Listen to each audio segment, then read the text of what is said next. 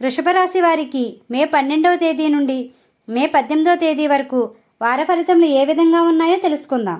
వృషభ రాశిలోనికి వచ్చే నక్షత్రాలు కృతిక 2, 3, 4 పాదములు, రోహిణి 1, 2, 3, 4 పాదములు, మృగశిర 1, 2 పాదములకు చెందినవారు ఈ రాశిలోనికి వస్తారు.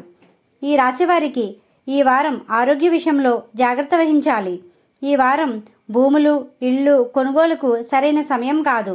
చాలా జాగ్రత్త వహించాలి. అశ్రద్ధగా ఉండడం వల్ల కొన్ని సమస్యలు ఉంటాయి. అనవసరమైన విషయాల్లోనికి వెళ్ళకండి. అనుకోని వివాదాలకు గురవుతారు. దూకుడుగా ఉండకండి. సమయస్ఫూర్తిగా వ్యవహరించండి.